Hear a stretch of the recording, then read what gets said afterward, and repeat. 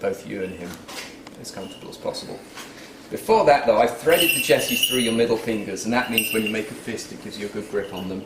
In addition, he has a field leash, which is the string hanging off the glove, tied to the jesses, so that if you were to let go by accident, you wouldn't get loose. Okay. Drop your elbow to your side, thumb on top of your first finger, and that's the carrying position. Okay. Now, don't worry about his feet being near your face. They don't want to hurt us. He doesn't want me. He wants the raw beef. He wants the beef. Yeah, we're predators. He's not going to take us on.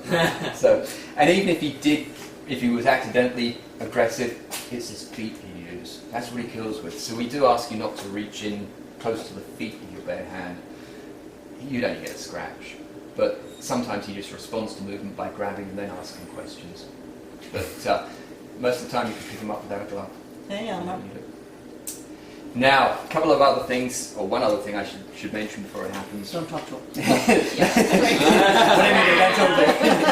Once you've said something, it's too late. No. What he's going to do is jump off and hang upside down, flapping. And it sort of freaks people out if they're not ready for it, understandably. It's called baiting. And baiting is like a dog on a leash pulling. If he baits, your only job is grip tight, keep your hands still, he'll clamber back up. Don't worry about it, it's just him saying, okay, I want to get going. Wow. So, I always think it's nice to mention it before it happens. Nobody did the first time I picked a hawk up and suddenly I'm standing there, it's like, well, I don't know what I should do. Yeah. Should I put it on the ground, lift it? So, but it's part of their day, it won't hurt him. And he knows where the food is. I've just taken out another piece of food to get the next hawk out, and he figures it might be for him. Alright, let me grab you haggis.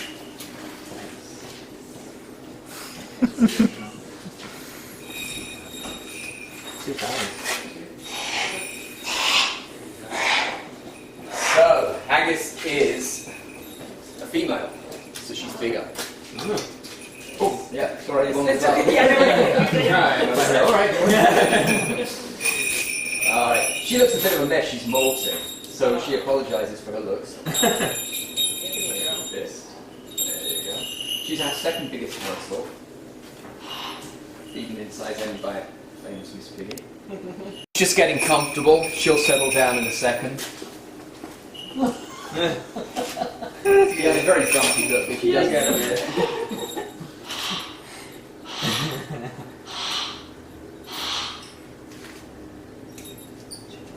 Cool. Looking good, girl. She's a good bird. Elmer is fabulous. Elmer's like Mr. Media. When we have camera people here for newspapers, that sort of stuff, we normally use Elmer because he's a good-looking dog and he's good at behaving well in front of a camera. I'll probably regret saying that. Alright, folks, we're going to head outside. They're going to do some of that baiting. So remember, grip tight, keep your hands still, keep it in that carrying position. Even when they go under, keep it in this position? Okay. If you're getting slapped in the face, it doesn't hurt, but if you want to, you can straighten your arm out a little so that you don't get slapped. But as soon as they regain the fist, bring your elbow back in. Cool. Alright, here we go. Now, a bit of a wind picked up, so once we come out, I'll have to explain a bit about that. He's having trouble getting this back up. Yeah, they get a little tight. And I can't help you, Elmer. I know. Go on. Head straight out. Right now, right, and that's great. Because when you carry the hawk, he wants to face it.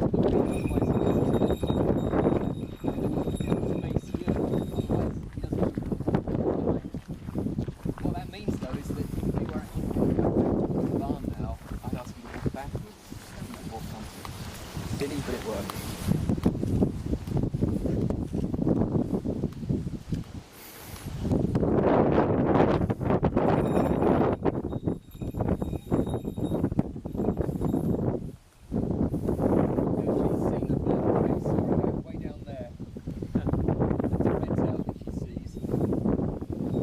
I brought her sister out and she suddenly tightened all her feathers, crouched down, looking up. And in the wild they say that a parrot's hawk takes about 95% standing. Because that's more efficient hunt. Still hunting, watching, waiting. If we left her here for a while and nothing showed up, eventually she'd reposition. But she'd only fly a short distance and then try her luck on another perch. way this would come into effect in the hunting field is if she chases the rabbit and gets away, she's going to have to breathe.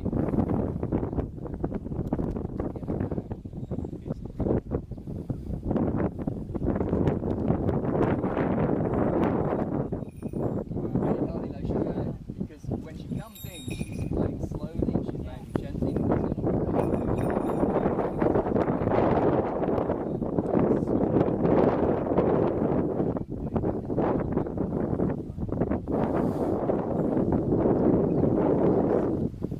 She sees her so quickly. On a good day, yeah. She will. And she's very fair.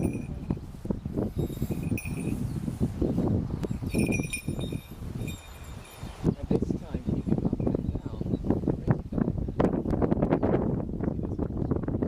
So that's why if we've got some shooting the grass, you get it close. Imagine if you had Right? Yeah. So we let it happen. Wow. So she's just taking another up. So this is strictly training for them to know to go to the glove hand? This is training, yeah. There's no way they do this without training.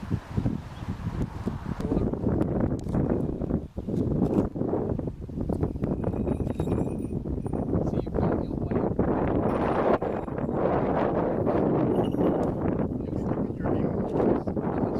What you do is you're basically throwing your bird off to make it go find another bird. The only thing you need to remember, number one, you want to make it to the chest is to the head of the bird. Number two is you always pass it to the wind. Because she needs that lift. And it doesn't matter that on a windy day like this, she's almost always going to turn and go downwind. That's easy. You just want her in the air. And what you're going to do is start with a tight grip, squeeze it up, just nice and steady. Just step, push. Now, If I let go of the Jessie's too early, what happens? she'll land on the ground. Okay. Yeah, it doesn't matter. Okay. But that's what I have because she needs to put more effort into getting up to flying speed. Some people say, you know what? But nothing you can do would matter.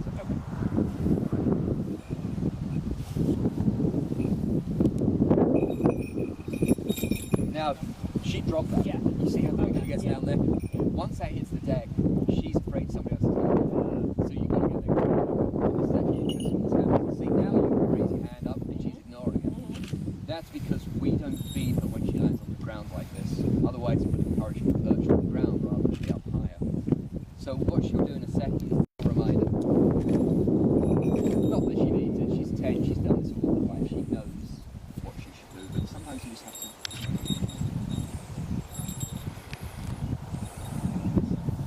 I'm going to have you cast right over my head. So go like this. Yep. Hold tightly. As you swing forward, step onto your right foot.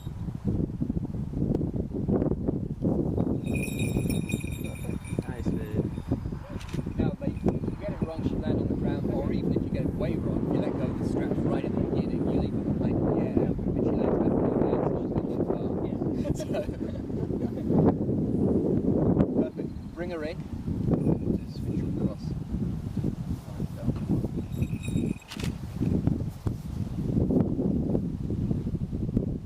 Now I'm watching her body language to know when to reach in to grab those chassis. I'll show you some more of that later.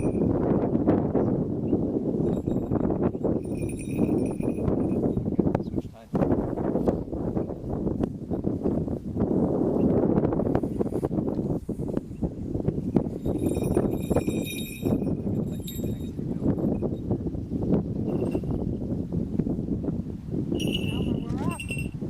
Because I know he's tying that bird on, that means I'm next. Elmer's 17. Wow. So he knows his job inside out. What's the lifespan? Well, we've been here 18 years, so most of our birds have been with us fairly early on. But our school in Scotland's been established longer. They had one get to the end of the 30s, which is exceptional. In the wild, they'd be lucky to get 4 or 5.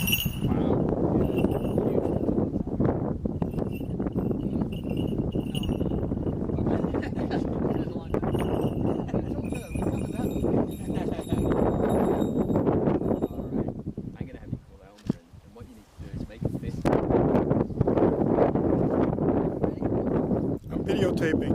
I don't have to be ready. And you hardly know his name.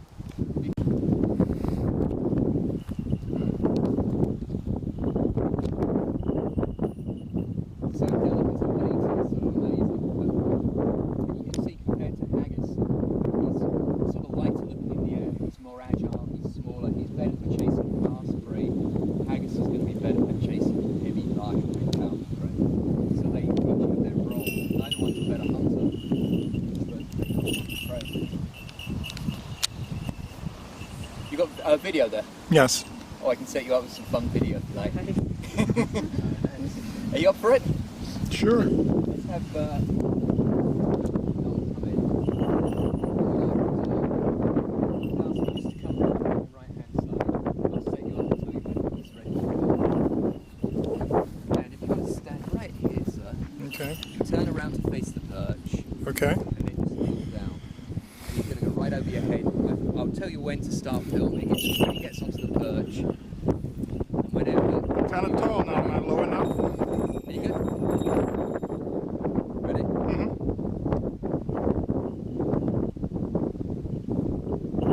Went to the side. To the side, we'll do that again. And I'm going to reposition just a little bit. Okay.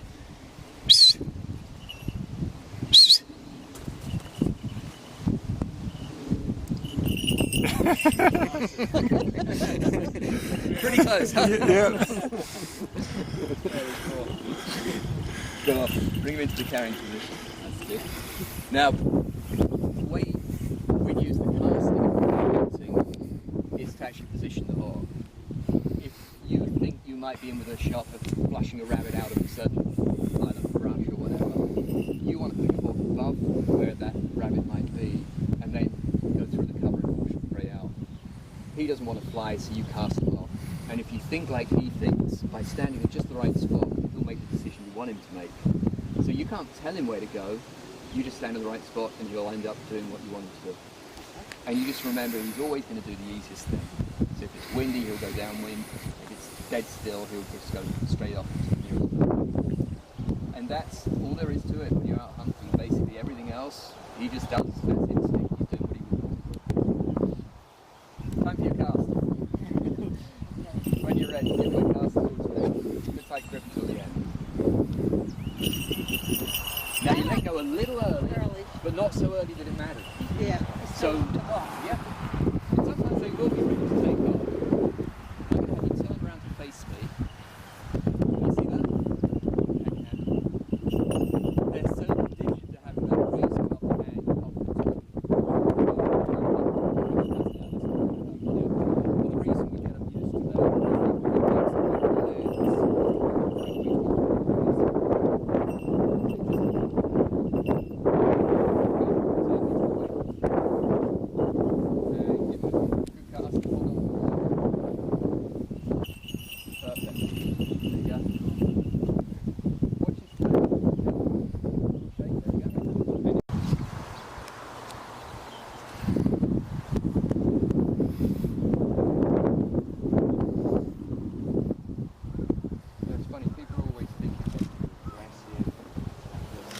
hoping everyone was looking at each other. Take it. Take it. Take it.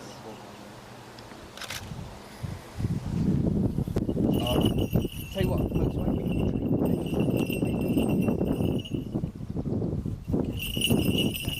at one point in the farm, it's right at the end of the road. Right here. Yeah, so you're really what you're doing is you're gently her through the air with Jesse.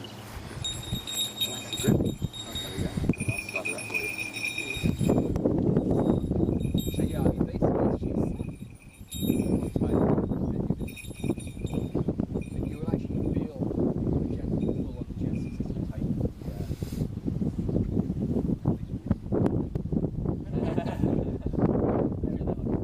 No, the funny thing is when we first opened, we started cutting the flute too small and the whole crew shut down. Oh really? Yeah, and we had to negotiate and we came up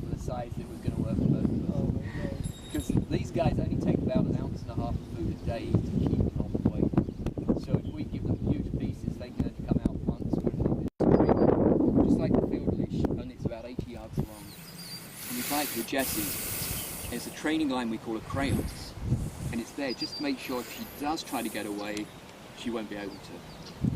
And we start to teach her to come back by having her on a low perch and asking her to step from the perch onto your hand.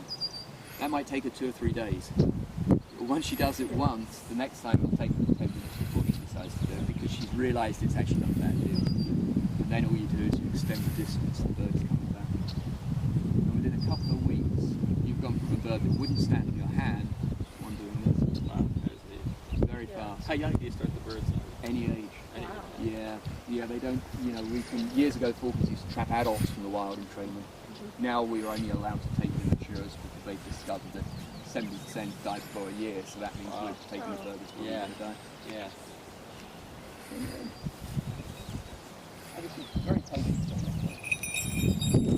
My tree now pretty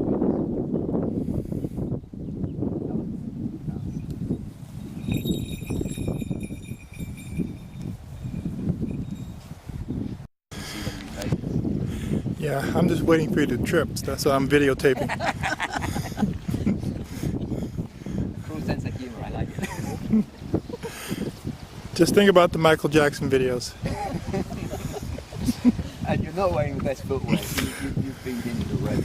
That's walking back. Yeah, we should have had sneakers. Went cycling. She wore those cycling too. Cycling too.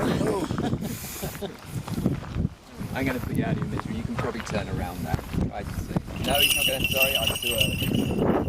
See the difference? Whoa. He goes, are you kidding? I'm not going to have the wind blowing on my side. There we go. Keep walking. There you go.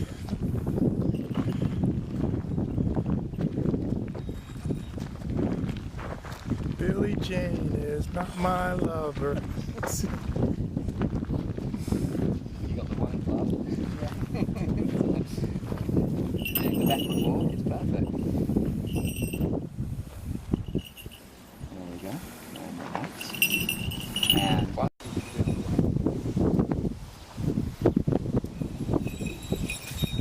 And she comes in much more aggressive. And instantly adopts this really aggressive. And this is sort of what you're seeing on the ground. Because when she's down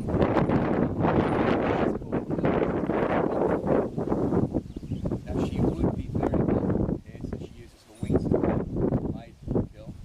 And if she could, she'd hit cover. So she can't lift a rabbit, but she can pull it somewhere safer. And the only thing that's going to give her away is that little sound of the bell as she plucks. So that's how I find her, get to her quickly, take the food away. Wow.